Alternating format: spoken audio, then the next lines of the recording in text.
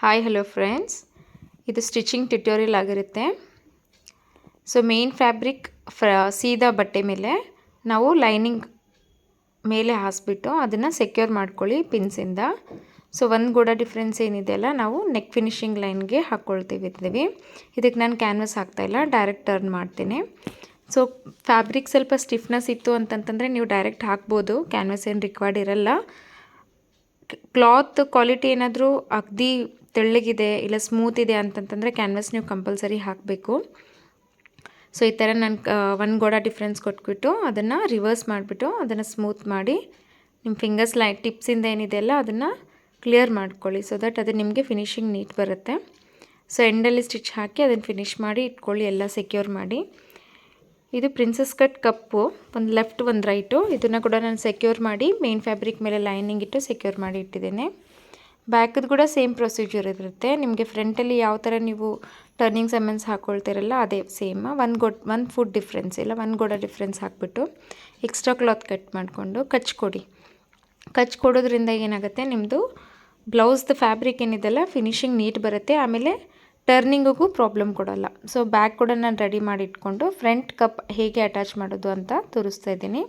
ಯಾವಾಗಲೂ princess cut cups ಏನಿದೆಯಲ್ಲ ಕೆಳಗಿಂದ ಅಟ್ಯಾಚ್ ಮಾಡಿ. ಯಾವುದು ಫ್ಯಾಬ್ರಿಕ್ಕು ಸ್ಟಿಚ್ ಮಾಡೋವಾಗ ಪುಲ್ ಮಾಡಲಿಕ್ಕೆ ಹೋಗಬೇಡಿ, ಜಗ್ಗೋದ್ರಿಂದ ಏನಾಗುತ್ತೆ, ಅದಕ್ಕೆ ನೇರಿಗೆ ಬೀಳುತ್ತೆ. ಸೊ ಸ್ಮೂತಾಗಿ ನೀವು ಹಾಕಿದ್ರಿ ಅಂತಂದರೆ ನಿಮ್ಮ ಕಪ್ ನೀಟಾಗಿ ಕೊಡುತ್ತೆ.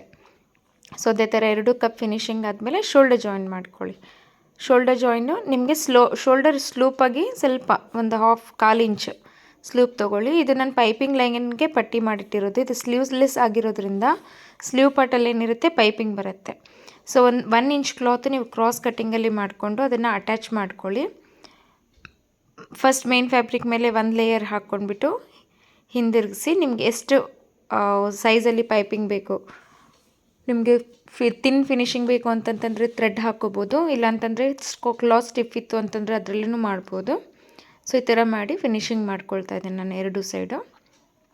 ಸೊ 2 ಫಿನಿಶಿಂಗ್ ಆದಮೇಲೆ, ಸೊ ಇದು ಪ್ರಿನ್ಸಸ್ ಕಟ್ ಆಗಿರೋದ್ರಿಂದ ಬೆನ್ಪಟ್ಟಿ ನಿಮಗೆ 2 ಕಡೆ ಬರುತ್ತೆ. ಸೊ ಬ್ಯಾಕು ಬರುತ್ತೆ ಪ್ಲಸ್ ಫ್ರಂಟು ಬರುತ್ತೆ. ನಿಮಗೆ ಎಷ್ಟು ಬೇಕೋ ಅಷ್ಟನ್ನು ಅಡ್ಜಸ್ಟ್ ಮಾಡಿಕೊಂಡು, ನಾನು ಇದಕ್ಕೆ ಹೆಮ್ಮಿಂಗ್ ಲೈನ್ ಕೊಡ್ತಾ ಇಲ್ಲ, ಬೆನ್ಪಟ್ಟಿಯಲ್ಲಿನೇ ನಾನು ಡಬಲ್ ಫಿನಿಶಿಂಗ್ ಮಾಡ್ತಾಯಿದ್ದೀನಿ.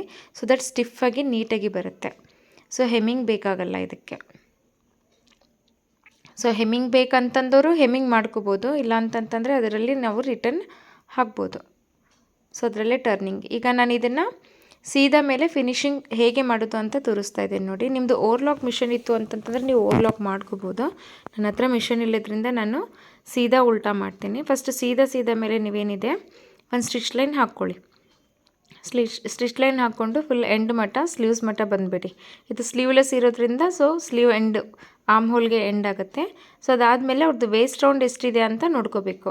ಇವ್ರದ್ದು ವೇಸ್ಟ್ ರೌಂಡ್ ಮೆಜರ್ಮೆಂಟು 32 ಇದೆ. ಸೊ 32 ಪ್ರಕಾರ ನಾನು ಅದನ್ನು ಉಳಿದಿದ್ದ ಕ್ಲಾತ್ನ 4 ಫೋಲ್ಡ್ಸ್ ಮಾಡಿ, ಸೊ ಆ ಕಡೆ ಯಾವ ಥರ ಇದೆ ಎಲ್ಲ ಅದನ್ನು ಎಕ್ಸ್ಟ್ರಾ ಇಟ್ಟು ಫಸ್ಟ್ ನಿಡಲ್ ಒಳಗಡೆ ಇಟ್ಟು ಎಲ್ಲ ಕ್ಲಾತ್ ಅಡ್ಜಸ್ಟ್ ಮಾಡ್ಕೊಳ್ಳಿ. ಎಲ್ಲಾದರೂ ನೀರಿಗೆ ಬಂತು ಅಂತಂತಂದರೆ ಹೆಚ್ಚು ಕಮ್ಮಿ ಆಗಿರುತ್ತೆ, ಕರೆಕ್ಟಾಗಿ ಅಡ್ಜಸ್ಟ್ ಮಾಡಿಕೊಂಡು ಒಂದು ಫಿನಿಶಿಂಗ್ ಲೈನ್ ಕೊಡಿ. So 2 backup stitch. ಸೊ ಇದೇ ಥರ ನೀವು ಈ ಸೈಡ್ ಕೂಡ ಫಿನಿಶಿಂಗ್ ಮಾಡಿದ್ರಿ ಅಂತಂದರೆ ಇದು ನಮ್ಮದು ಫೈನಲ್ ಲುಕ್ಕು. ಲಾಸ್ಟ್ ವೀಡಿಯೋದಲ್ಲಿ ನಾನು ಡ್ರಾಫ್ಟಿಂಗ್ ವೀಡಿಯೋ ಹಾಕಿದ್ದೀನಿ, ಇದರಲ್ಲಿ ಸ್ಟಿಚಿಂಗ್ ವೀಡಿಯೋ ಇದೆ. Thank you for watching. Support ಮಾಡಿ, ಚಾನಲ್ನ ಸಬ್ಸ್ಕ್ರೈಬ್ ಮಾಡಿ.